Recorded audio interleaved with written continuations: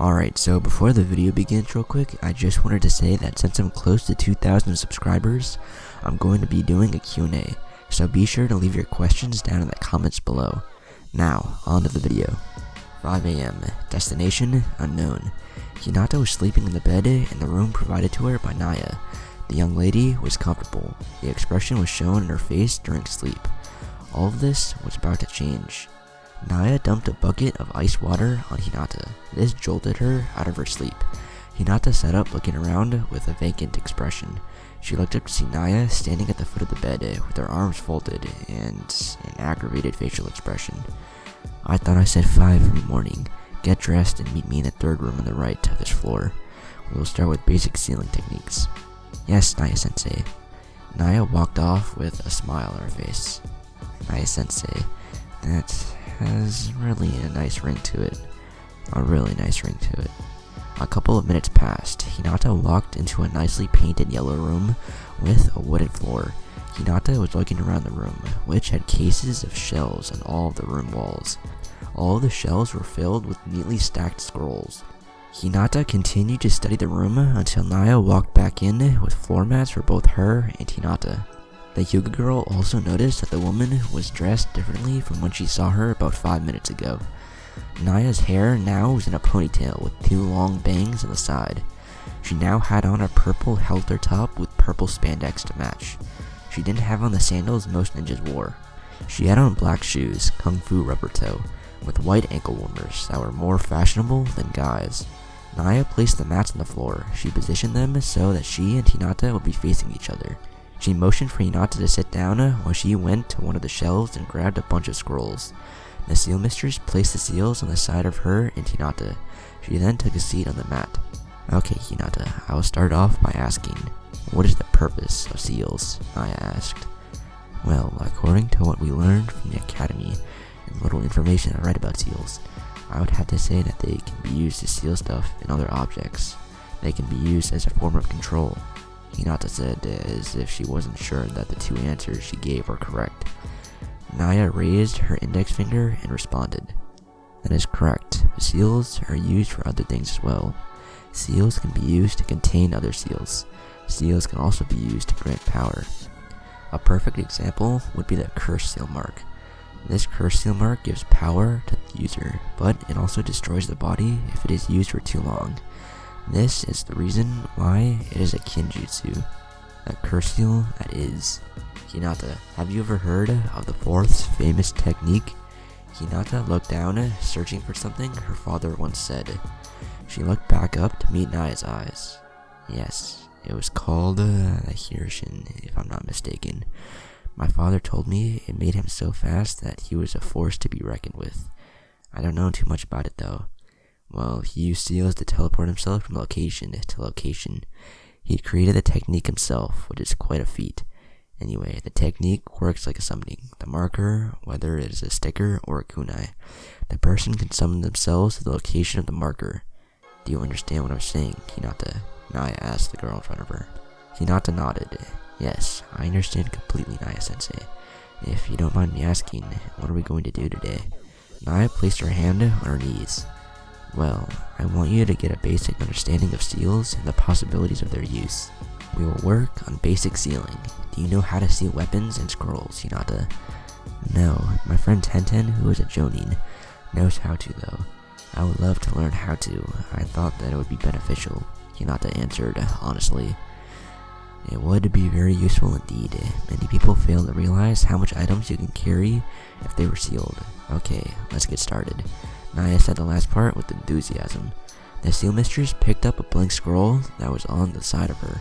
She laid it flat in front of her. Naya then took a brush and dipped it in the ink that was also on the side of her. She began to write weird symbols and characters on the blank paper. When she was finished, she took another scroll and opened it. She summoned the weapons that were sealed inside of it. She placed a Fuma Shuriken, a kunai, and a sword inside of the paper. She looked up at Hinata. "You see, this scroll isn't that long, so it limits the amount of items that can be sealed inside of it. For a scroll of this size, it would take about 3 items. However, it is possible to seal items, but that would require a very long scroll. That would benefit the characters required. Now that I have placed the items inside the scroll, I will do the necessary hand seals. Watch carefully. They are as followed: monkey, serpent, horse, hare, bird, boar, and tiger. Once you do these hand seals, gather your chakra in your hands, and make sure that your chakra spreads throughout the paper. Hinata performed the seal slowly. Once she finished, Hinata gathered chakra in her hands. She then placed her hands on the scroll and proceeded to spread the chakra through the scroll. When Hinata finished spreading the chakra, the symbols and the characters in the paper started to glow. Soon after the weapons began to glow, Hinata saw the weapons disappear. New, big, and bolder characters formed within the symbols on the paper. Naya clapped. "Congratulations, you know how to seal weapons." Hinata was happy at her accomplishment. She decided to ride the wave confidence flowing through her. "Naya-sensei, I would like to try another, but this time, I would like to draw the characters and the necessary symbols. Looking at what you did, I have a general idea of what to do." Naya reached to her side to give Hinata another blank scroll. She then stood up. "Well, I'm going to do a couple of things, so you practice on that. You can use those weapons to practice sealing items. I'll be back around 11:30. If you need more things to seal, the shelves next to the door on the left has weapons and other items sealed inside of it. You can open those seals to remove the weapons. The shelves are color-coded, as well as the scrolls to indicate which belongs to which. The weapons are too. I expect you to reseal all the weapons you use in their rightful scrolls. Later." Hinata nodded and started drawing characters and symbols on the scrolls. Naya was at the door, then she stopped and turned to look at Hinata, who was oblivious of her gaze. The girl got it in one try. It took me 2 tries. But I was about 5 years younger than she is. But still, she picked it up fairly fast. I wonder how far she'll advance in a month. She'll probably be an above-average beginner. I guess only time will tell. Sea Country. Inside a dojo in the compound, Naruto stood before about 20 to 25 clan members. Ryuho was in the center of the group. He stepped forward and spoke. "I have been the wielder of the Heaven's Blade since I was 23. I call you all here to tell you I have selected Naruto to take the trials. Should he succeed, he will become the Blade's new wielder." The males, ranging from 24 to 60, looked at one another, then back at Ryuho. The eldest male spoke. "Ryuho, shouldn't a member of our house take the trials? No offense to Naruto, but he is only an honorary member of this clan." Ryuho answered. "Someone in this house has already taken the trials. Shinji, my nephew, the strongest in the clan, only second to me, took the trials a year ago and failed. You did know this because you weren't selected to be part of the trials. I don't see another wielder coming along for years. I believe that Naruto is the one to wield the sword." Shinji stepped forward. "I did indeed failed. My uncle's logic is correct. Although I would love to have become the wielder, the sword didn't accept me. There is no harm in Naruto trying to become the wielder. If he succeeds, then he was meant to wield it.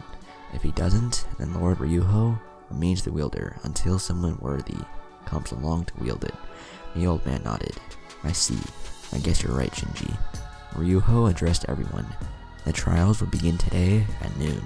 His eyes focused on Naruto. "Naruto, there will be 3 tests. The first one will test your will. The second one will test your faith. And the last test will test your heart. To wield the sword, you must pass all 3 tests. I suggest you get some rest, Naruto. But knowing you will probably go do something else.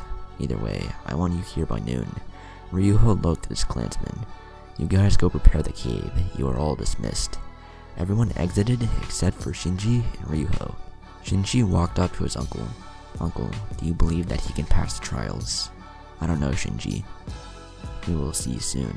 It really depends on him to tell you the truth. The test will show everyone, Naruto included, what he is truly made of." 11 a.m. Konoha. Senduru was standing before Tsunade, Homura, and Koharu. Tsunade addressed her son. "Senduru, you have been thought to be dead for the last 18 years. A shinobi whom is thought to be dead and returns. It is a mandatory procedure to ask certain questions. Do you understand?" Senduru nodded. "Yes." "Okay then, where have you been for the last 18 years? Tsunade asked, already knowing the story.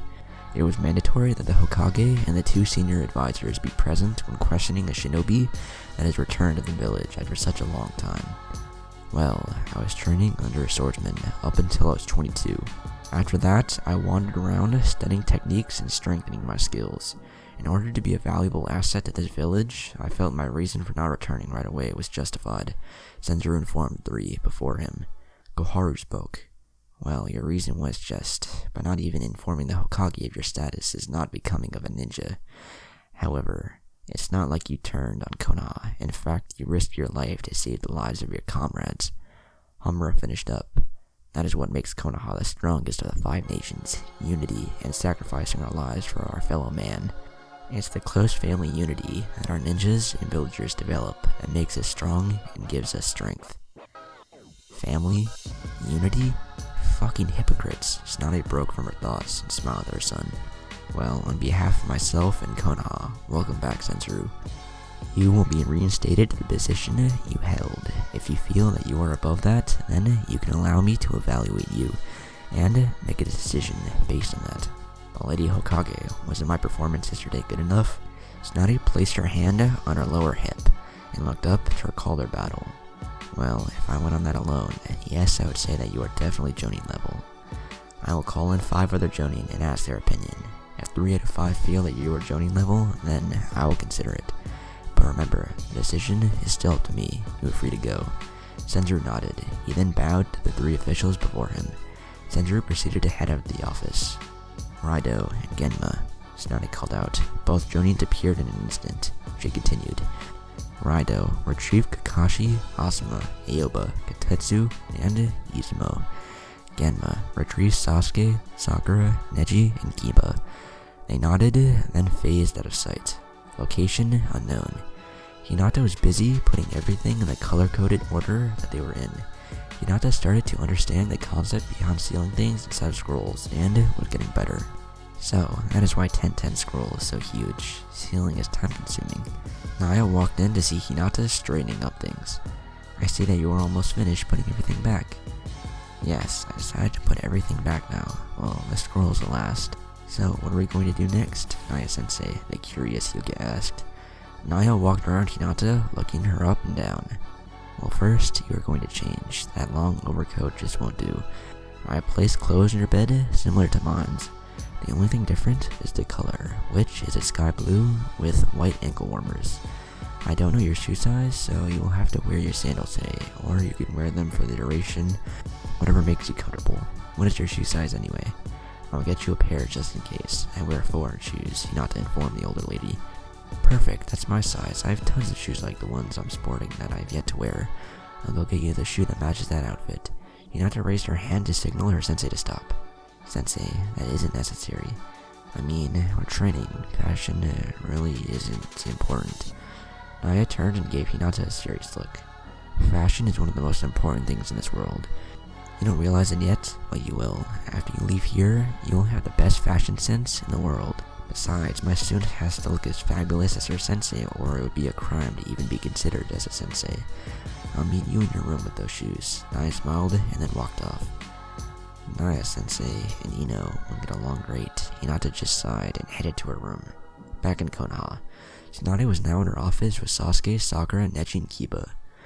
You are to go to Waterfall and inform their leader of our plans. Your mission starts now. Sasuke spoke up before everyone could turn around. Lady Hokage, I request that someone else goes in my place. We have an idea of what Cloud is trying to do. However, we're not entirely sure. I think my presence would be useful here in the village. Tsunade stared at Sasuke, trying to see his reason for wanting to opt out of this mission. She understood now. It was because he didn't like the idea of Naruto getting stronger than him. So, he wants to train. I guess it would benefit the leaf if he got stronger. It's not like this is a dangerous mission. Tsunade spoke. Okay, I will replace you this time, Sasuke. Have Ino and Choji meet Neji's team at the gates. Sasuke nodded, then disappeared in a cloud of smoke. Tsunade turned back to the remaining group. The rest of you are dismissed. Sakura, tell Kakashi and the others to come in. Sakura, Kiba, and Neji exited the Hokage's office. Sakura informed Kakashi that Tsunade wanted to see them now. She waved bye to her sensei and headed out. Kakashi, followed by Aoba, Asuma, Izumo, and Kotetsu, entered her office. The Jonins lined up, side by side, in front of the Hokage. Tsunade addressed the assembled Jonin. I called you here because I would like to promote a Junin to Jonin. You all know that there is 3 ways that a person can be promoted to Jonin. 1. He/she must take the exams and be approved by the assembled council. 2. Challenge the Hokage, and if he/she does good, the decision is up to the Hokage. Or 3. Be approved by 3 out of 5 Jonin. Asuma spoke. I assume you called us here for the latter. This is about Sentaro, isn't it? Yes, I want your opinions on what you thought about him yesterday, based on what you saw. Do you think he is qualified to be a Jonin? Tsunade responded. Kakashi was the first to speak. Well, he didn't last with you for 5 minutes. That is something only a handful of ninja could do. So I, Kakashi Hatake, placed my vote for the Chunin no Sentaro to be promoted to Jonin status. Aoba spoke. I, Aoba Yamashiro, placed my vote for the Chunin no Sentaro to be promoted to Jonin status. You beat me kind of easy, and I'm a Jonin, so it would be foolish not to recommend him. I, Izumo Kamizuki, placed my vote for the Junin no Sentaro to be promoted to Jonin status. Gotetsu looked at Izumo and nodded. Izumo was right. He took us out effortlessly. I, Gotetsu Hagane, placed my vote for the Junin no Sentaro to be promoted to Jonin status. Tsunade moved her eyes to Asuma. Well, he did take out 2 Jonins pretty easy, and he held his own against you. As a former teammate, I knew what he was capable of. So I, Asuma Sarutobi, placed my vote for the Junin no Sentaro to be promoted to Jonin status. Tsunade looked at her subordinates. She nodded. Okay, it seems that you all believe that he is capable. I will promote him to Jonin status. Asuma, find Sentaro and have him in my office ASAP. I will inform him of his promotion to Jonin. All of you are free to go, except you, Kakashi. Everyone left except Kakashi. I want you to tell Gaara to meet me in my office at 4 p.m. I want to talk to him before we leave. If you don't mind me asking, Tsunade, what is it that you wish to talk to him about? Kakashi wondered. This is Kage business, Kakashi. Nothing to concern you with. Also, the academy graduation is in a week. I'm asking that the best Jonins take on a team and have them ready for the Chunin exams in 6 months. So what do you say, Kakashi? Care to take on a team? Tsunade asked. The last time I took on a team, it didn't go so well. I kept on preaching teamwork when all I did was focus on one student who betrayed the village, another got banished, and another I helped slightly. Nope, I took on a Genin squad already. Besides, it would be pretty hard for any Genin to live up to what those 3 have accomplished, Kakashi stated. Tsunade smiled at Kakashi. Well, I suppose you were right. I had to try anyway. I guess Guy, Karnai, and Asuma's answer will be the same as yours. I guess I'll have to ask Genma, Yamato, and Aoba. Well, Kakashi, I will see you then. Kakashi nodded and disappeared in a pool of smoke. Tsunade placed her hand on her chin. She looked very bored, to say the least. Tsunade looked to her left, then to her right. She opened her drawer and pulled out the latest edition of Ichi Paradise. Jiraiya, I must admit, this is a damn good book. But you're still a pervert. A good writer you are, but a pervert nonetheless. So that's why Yuki and Rokuwa broke up. I knew Ie was a slut. The Hokage looked up every so often to make sure that no one barged in on her and one of her guilty pleasures. Sasuke was walking through the village looking for Choji. He had seen Ino and informed her to meet Sakura and the rest at the gate. On his way looking for Choji, he ran into Shikamaru and Temari. To his surprise, Shikamaru had no idea where Choji was at. Sasuke continued to walk, looking for the Jonin. Sasuke was walking when he saw Choji walking down the street with a grocery bag. Sasuke called to get his attention. Choji. Choji turned around to see who was calling him. When he saw Sasuke, he narrowed his eyes. What do you want, Uchiha? Lady Tsunade ordered me to inform you that you have a mission. You are to meet Ino, Sakura, Neji, and Kiba at the North Gate ASAP. Sasuke informed Choji. Alright, if there isn't anything else, I'm off. Choji walked off, heading toward its house. Sasuke went in the opposite direction. His destination was the Uchiha compound. I have to get stronger. Since I've copied Naruto's speed with my Sharingan, it should take me no time to catch up to his speed. The next time I use Susanoo, it should put me over the edge with speed and power to beat him. But I'll have to save our fight for after this war. I will catch up to you, Naruto. That is something you can count on. Sasuke smirked and continued to the Uchiha compound. Sea Country. Naruto and Hayami were heading towards the dojo. She decided to tag along with Naruto, who really didn't mind. Naruto was dressed in a thin, long-sleeve orange shirt with black sweats and matching color sandals. The sword that Ryuho had given him was strapped over his back. He had changed from his previous outfit to get more comfort. He knew that whatever the training entailed, it was going to be hard. Hayami tapped Naruto. He looked down at the girl. "Do you want something, Hayami?" "Big brother Naruto, do you think you could do this training? From what I hear, it isn't easy. Father told me that it was dangerous." The little girl put her head down. Naruto bent down on one knee and lifted up her chin. "I heard it was going to be dangerous too. But aren't you scared?" the girl asked. "Scared? Not really, just uncertain. You see, I don't know what to expect. People sometimes confuse that with fear, but it's not the same. Even if I did fear the training, wouldn't it be better to face it than to avoid it? I guess." The girl spoke a low tone. "It's alright to be afraid. Right now, you're afraid for me, but I promise that I will be alright. In truth, fear is something that can make you stronger. When I was 12, I was afraid of this kid who seemed stronger than me, but to protect my friends at the time, I overcame it. I do fear things. I mean, everyone does, even if they don't show it. It's what you do that either makes you one of the cowards or one of the brave. Anyway, I'm sure your father wouldn't let anything bad happen," Naruto said, reassuring the girl. She looked up and smiled at him. "Okay, do your best, big brother Naruto." Naruto got up off of his knee and touched the girl's shoulder. "I will give my all. You have training to do. You should get to it so you can become stronger." "You're right. Well, I have to go. I will see you later, big brother Naruto." The girl ran off in the direction that they came from. Naruto looked at the girl and went off and smiled. He turned back to see Ryuho sitting at the doors of the dojo. Ryuho's face illustrated his seriousness. Naruto only saw a sensei like this on rare occasions. Naruto continued to walk until he reached the dojo. When he arrived in front of his sensei, Ryuho spoke. "It is time. Are you ready?" "I'm as ready as I'm going to be," Naruto answered. Ryuho turned around and walked into the dojo. "Follow me." Naruto followed Ryuho's lead. Naruto saw that the leader of the Minashu clan was heading towards the basement stairs on the far end of the dojo. Naruto saw two samurai standing opposite side of the hole in the floor. Ryuho continued to walk, eventually going down the stairs.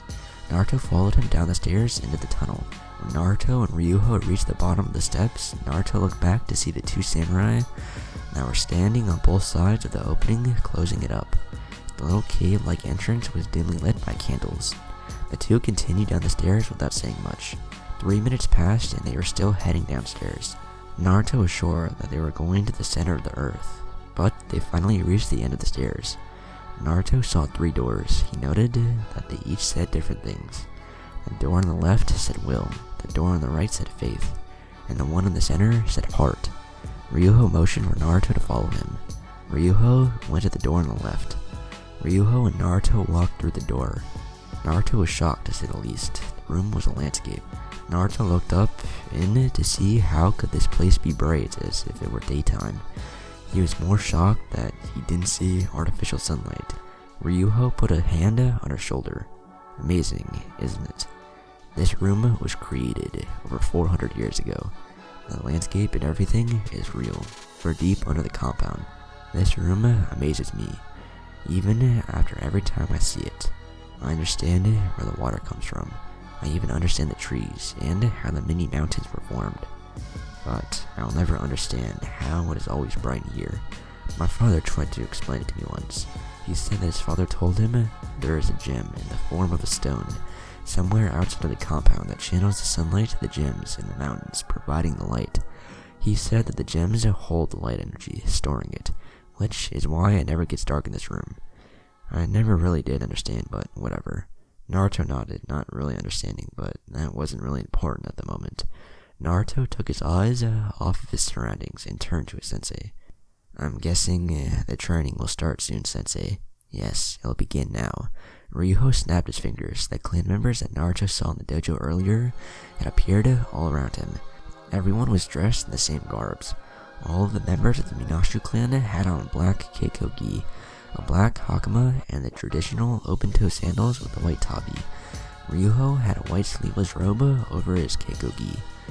Unlike everyone else who had a white waist sash, Ryuho's was gold, and his tabi were black. Shinji stepped forward with a black robe. He handed it to his uncle. Ryuho took the robe from his nephew, and he held it out for Naruto to take.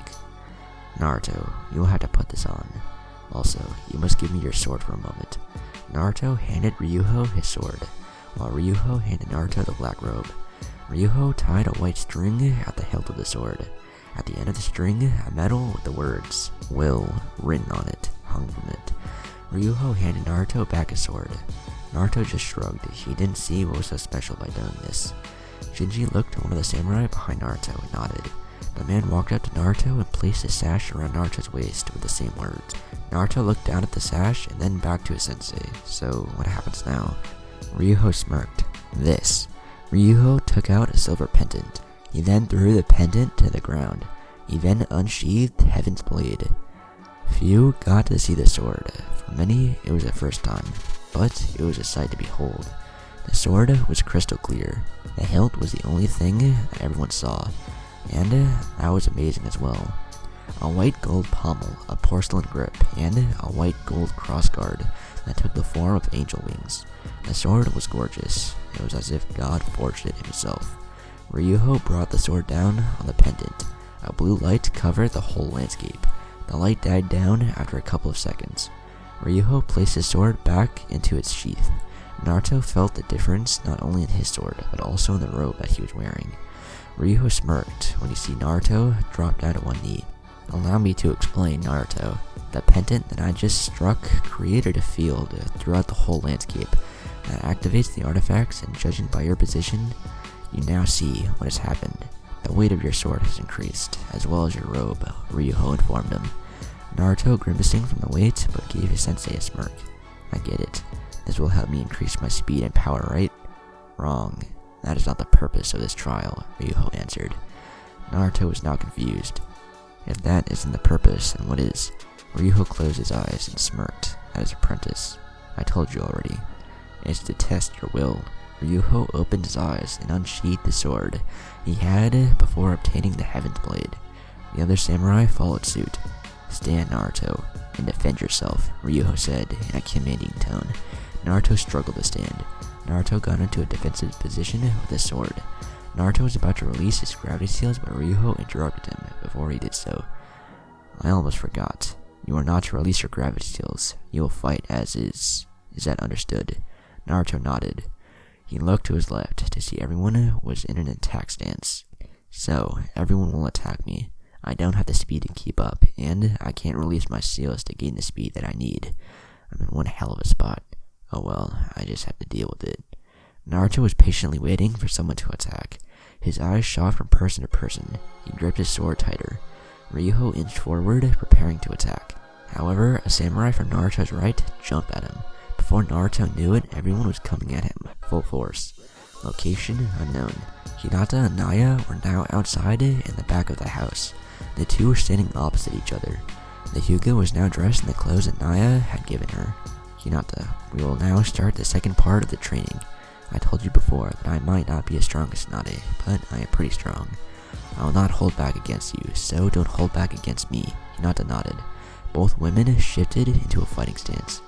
Hinata activated her Byakugan and shifted into the Jukin stance. Naya studied Hinata. She's using her Jukin. I have to be careful and counter palm strikes by sending chakra to my hands to dispense hers. I can't hold back, simply because of the potential the Byakugan holds. Naya charged at Hinata. This confused Hinata greatly. Doesn't she know of the Jukin and what it is capable of? I won't try to harm her. Hinata thrust her palm forward, aiming for Naya's shoulder. Her intention was to stop the chakra flow from in her arm, leaving her at a disadvantage. Hinata's plan didn't work. Naya dipped under the strike, aimed for her shoulder. This left Hinata off balance and unable to defend. She brought back her fist and struck the girl in the ribs, then followed up with a spinning back heel kick, sending Hinata flying and crashing, landing a few yards away. Hinata slowly got up and wiped the blood from her lip. Compassion for your enemy can lead to a ninja's demise. You could have easily struck me in the heart, but you chose to cut the flow of chakra from my arm. I told you to fight with everything you had. Don't worry about if you can hurt me with your Jukin. Just worry about winning. Nyce said, hoping that this would make Hinata fight her seriously. Hinata shifted back into her fighting stance. Nyce waited for the girl to attack, but she never did. She decided to attack to speed things up. Nyce disappeared and appeared behind Hinata, who blocked the kick aimed for her head. Hinata tried to strike Nyce in the left side of her chest, but Nyce countered with her palm. Hinata's eyes went wide, realizing what her sensei did. She jumped back to create distance between them.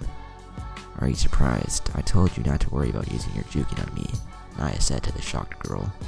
"You canceled my Jukin. You dispersed the chakra in my hand by forming chakra in your own," Hinata stated. "She can cancel my Jukin. I probably can use it if she slips, but that isn't likely. I hope she doesn't slip. I really don't want to hurt Nyce-sensei." Hinata shifted back into her fighting stance. Nyce didn't take one. She waited for the girl to attack. Hinata attacked Nyce, but Nyce could sense that the girl was still pulling some punches. Why is she still holding back? She's too soft. Nyce backflipped to avoid Hinata's leg sweep. When she landed, she did the necessary hand seals to perform the Katana Yusenka no Jutsu. Hinata jumped in the air to evade the technique, but Nyce was above her. The Seal Mistress performed a front flip back heel kick, which sent the girl crashing to the ground. Hinata was about to get up, but Nyce landed on top of her with a kunai to her throat. See what happens when you hold back. You put yourself in a danger as well as others. If this was a mission, you would be dead because of your unwillingness to cause harm. There is a time to be nice, Hinata, and there is a time not to be. Being nice all the time doesn't work, as I'm sure you've seen. Your own father placed a caged bird seal on you because of your weakness. This is the real world, Hinata. Being nice all the time will get you killed. I'm curious, you are the oldest, yet your father placed a seal on you. Why is that? Nyce asked after giving her speech. My sister, who is 5 years younger than I, is stronger. My father sees me as weak and unworthy of being clan head and his daughter, Hinata informed the woman, who held a kunai to her throat with a sad look. Pitying yourself for not being daddy's favorite and living up to his standards. You truly are weak. Nyce got off of Hinata. She then turned her back on the girl and walked away. I don't have time to train with someone who holds back. When you're ready to fight, let me know. Hinata put her head down, ashamed of her actions. She clenched her fist and closed her eyes, forcing some tears to fall. Why? Why am I so weak? First father, now Nyce-sensei. I let everyone down and placed their faith in me. Why? All I ever wanted was to change and become stronger. Even after working as hard as I did, the results are the same. I'm still that weak little girl. Hinata had a flashback of the scene that transpired when she was 12. Kurenai came to tell her father that she was taking Hinata under her wing, and that her missions would be dangerous. What her father said was something that always stayed with her. Flashback. Dudes you like with her, a defect who is even weaker than Hanabi. Someone 5 years her junior is not needed in the Hyuga. End of flashback. Hinata fist clenched tighter as the memory of Neji and herself in the Jonin prelims came to her. Flashback. You're not suited to become a ninja. People cannot change. A failure is a failure. End of flashback.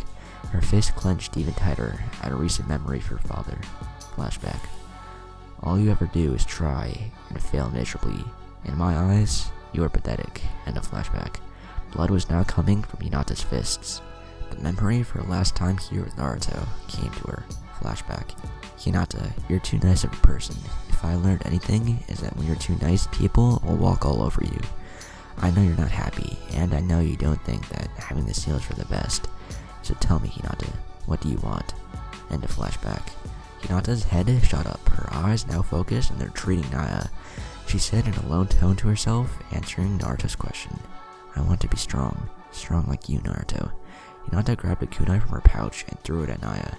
Nyce was heading back to the house when she heard the sound of the kunai in the air, heading straight for her head. Nyce jumped out of the way, avoiding the kunai. Landing in a crouching position on the ground, Nyce looked up to see the young girl glaring at her. Hinata spoke in a low but serious tone. We're not done yet.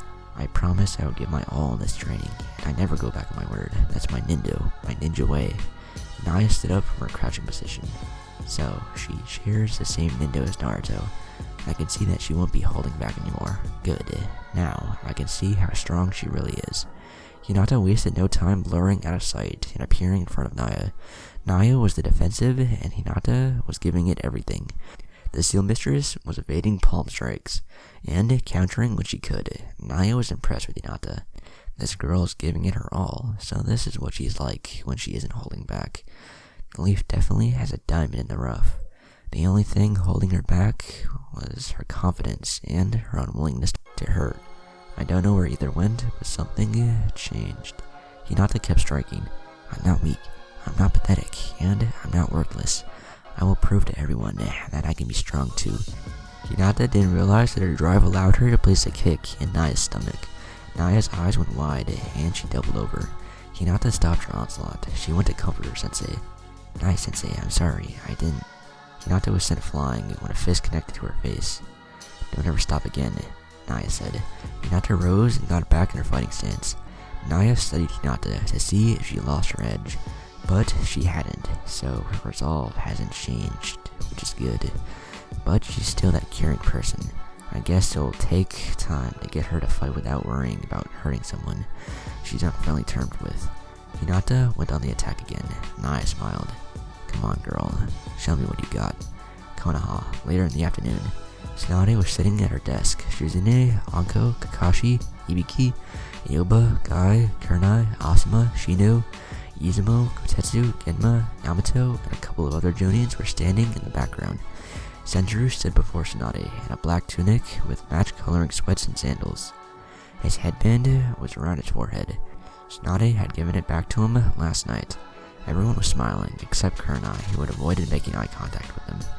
On behalf of the village hidden in the leaves, I, the 5th Hokage, hereby promote you to Jonin.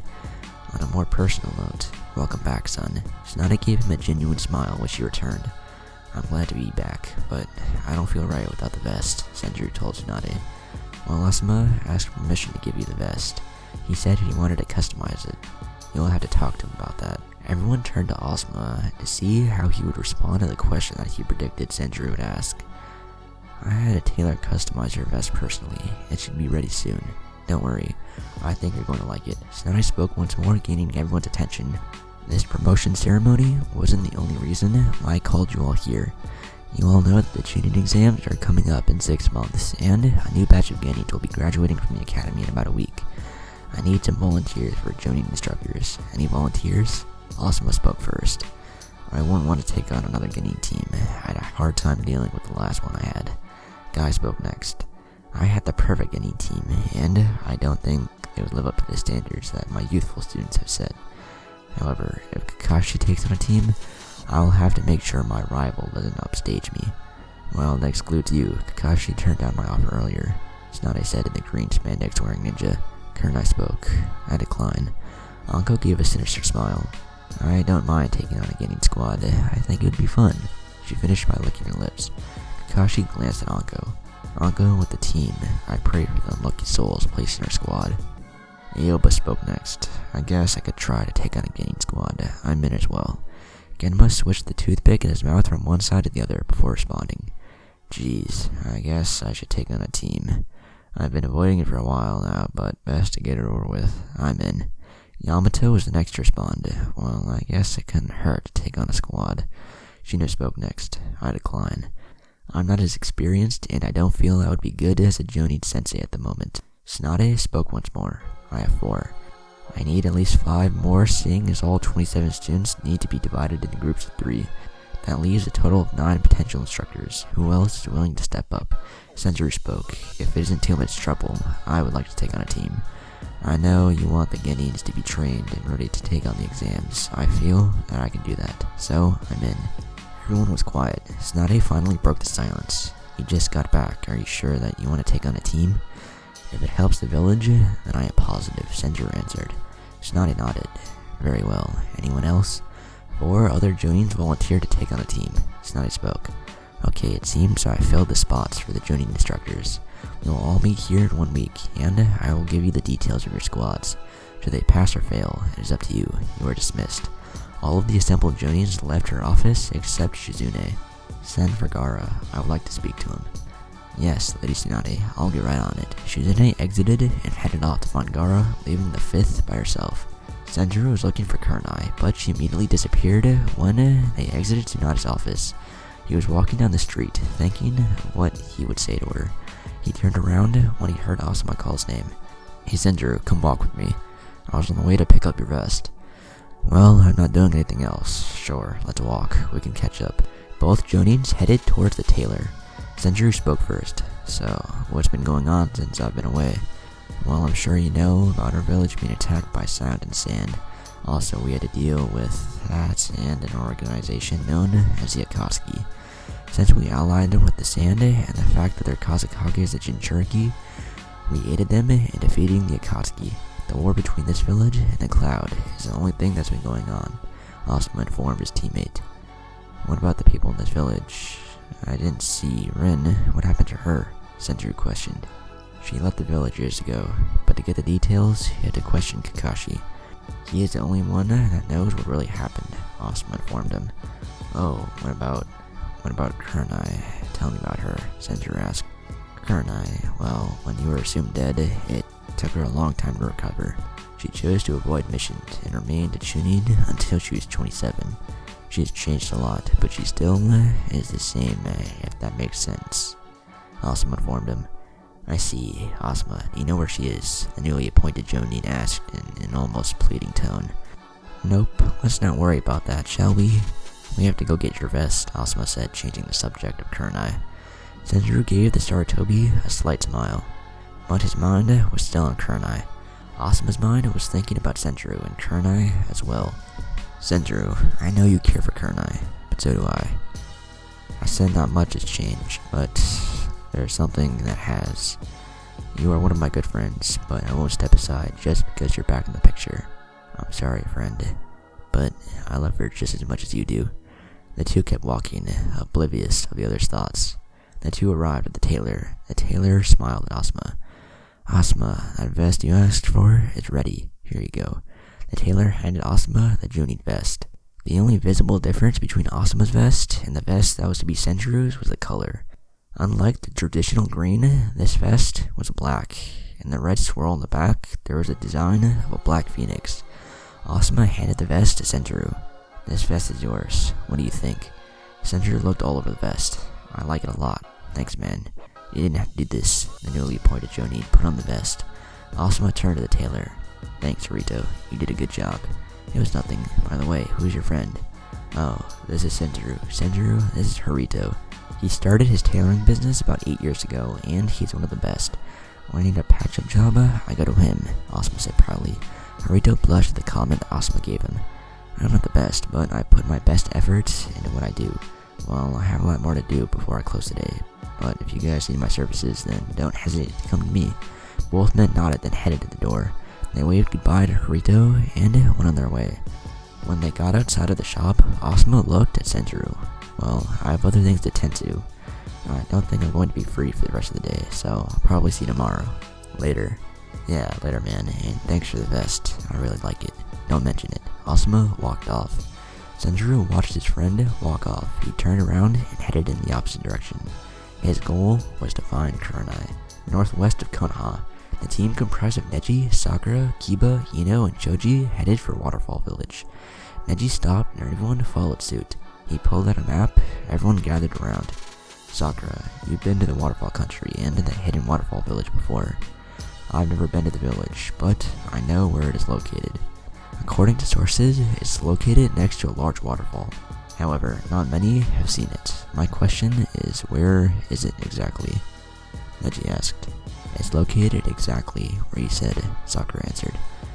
How is that so, Sakura? Kiba asked.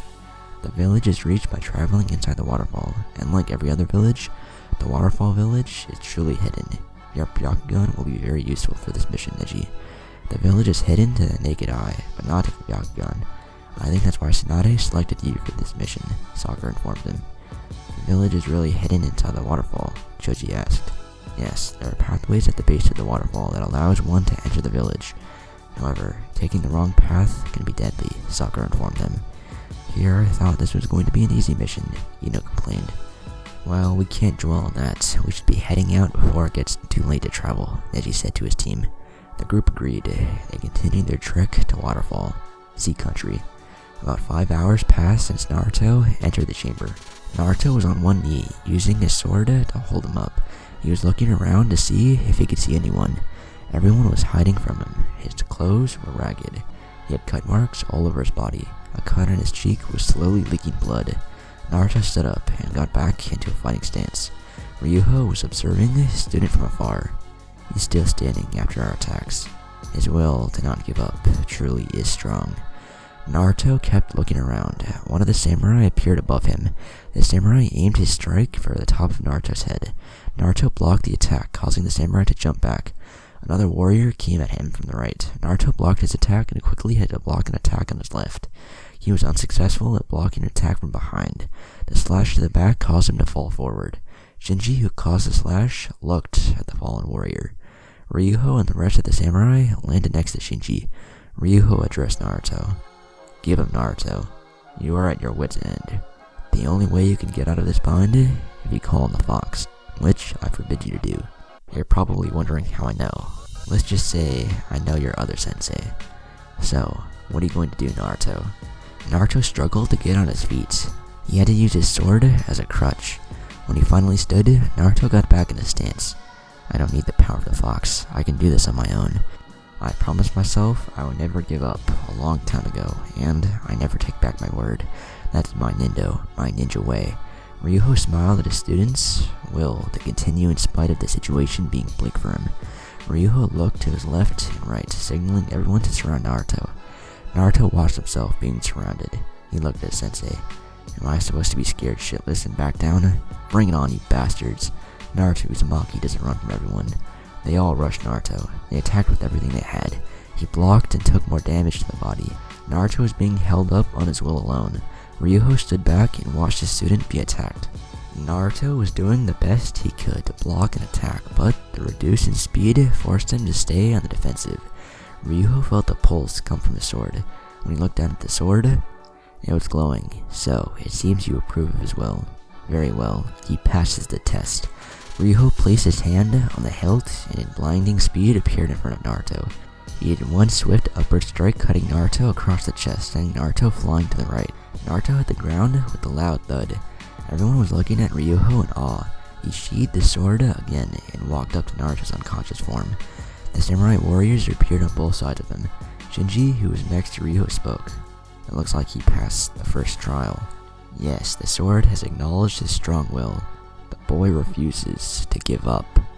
No matter how long or how bad his odds were, is the reason why he passed." Ryuho bent down and smiled at Naruto. "You passed the first trial, Naruto. The true purpose of this test was to prove your will to never give up. In my eyes, you passed with flying colors, and I couldn't be more proud.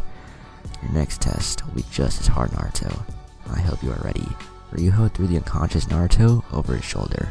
He turned to everyone with Naruto over his shoulder. "Come, everyone, we are heading back to the compound. When he wakes up, he will take the next test." "How long do you think he will be out, Lord Ryuho?" one of the younger samurai asked. "I don't know. It could be anywhere from a day to a week. Let's just get his wounds tended to." Ryuho and everyone headed back to the compound. An hour later, Naruto was now wrapped in bandages. He had gauzes on his face, covering up cuts. He lay in the bed of the room that was provided for him. Hayami was by his side crying. Her father walked in to check on her. The girl looked up. "Big brother Naruto will be okay, right?" Her father gave her a reassuring smile. "Yes, he'll be fine.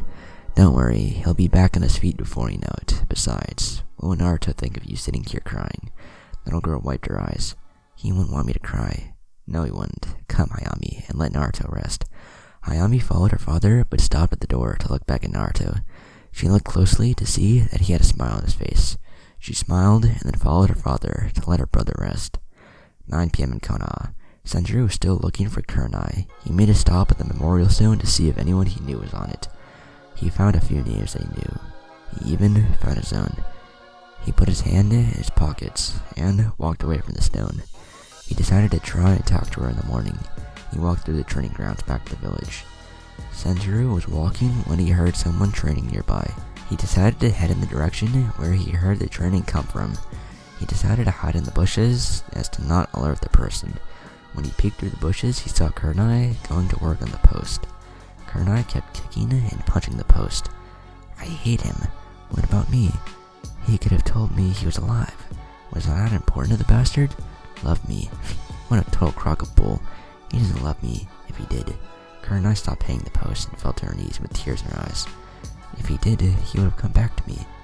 Senjuro stepped out of the bushes. I have. Kurenai turned in the direction of the voice, her eyes narrowed. You. She charged him. She aimed a kick at his head, and that was blocked with little effort. Kurenai kept punching and kicking, but he blocked everything with ease. Kurenai distanced himself from him. Senjuro looked at her with an apologetic look. Kurenai said in a low tone, Why? Why didn't you come back to me? Why did you leave me alone? I'm not going to make excuses, but I couldn't come back. If you will allow me to, I would tell you what I was up to and my reason for not coming back until now. Please, Kurenai, all I want is to explain the events up to when I disappeared. Please. Kurenai reluctantly nodded. Fine, talk. It's a long story. Bear with me, Senjuro told her. I have the time. Well, I guess I should start at the beginning. Senjuro started to tell Kurenai his story. He hoped she would understand why he couldn't come back to her, his family, and home. Back in Sea Country, Ayami went back to Naruto's room after dinner and her bath. She propped his pillow. She then straightened his sheets. She was trying to make him as comfortable as possible. Her mother and her father walked in, but there was a guy with him she didn't recognize. The white-haired man walked up to Naruto and looked over him. It looks horrible, Ryuho. Don't worry, he should be up in about 2 to 3 days. Ayami looked at the man. Are you a doctor, sir? Jiraiya looked at the little girl who was on the other side of Naruto's bed. Me. No, I'm just checking up on my student. I'm Jiraiya. What is your name, sweetie? I'm Ayami. Nice to meet you, sir. I have a question, sir. What is it? Jiraiya asked. Are you certain that Big Brother Naruto will be okay in 2 to 3 days? Well, I'm not certain. You see, Naruto's healing ability is different from everyone else. He recovers from injuries at a remarkable pace. His injuries don't seem to be too serious. So, I expect he should be up and running in 2 to 3 days, Jiraiya told the little girl. That's good to hear, the girl said with relief. You should be going to bed, young lady, Kiori told her daughter. Mom, can I sleep in here tonight? I won't bother Big Brother. I will be quiet, I promise, the girl pleaded. No, dear, if you stay, you won't get any sleep. You'll be up all night watching him. Sorry, dear, it's your bedtime. Okay, I'll go. The girl slumped her shoulders in defeat and walked out of the room. Jiraiya looked at the girl exit, then at Kiori. She must really care for him. Yes, she does. Do you think he'll be up in 2 to 3 days? Kiori asked. Yes, he will. When he wakes up, I will seal off the Kyuubi power. You did say you didn't want him having access to the chakra, right? Yes, but it is a part of him. Don't seal it off. It will make the next test that much harder, Ryuho said. Jiraiya wondered what Ryuho meant. Do you care to explain why? You told me that Naruto chose not to use the fox's chakra. Today, when he was in need and desperate, he almost used it.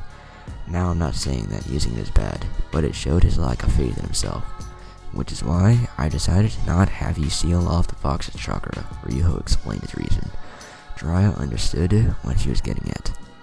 Looks like he has a rough trial ahead of him, it seems. Yes, he does, but if he is remotely close to the Naruto that I've seen today, when we did the final assault, then he should be fine, Ryuho told Asanin. Jiraiya looked back at Naruto's unconscious form. I don't doubt you at all.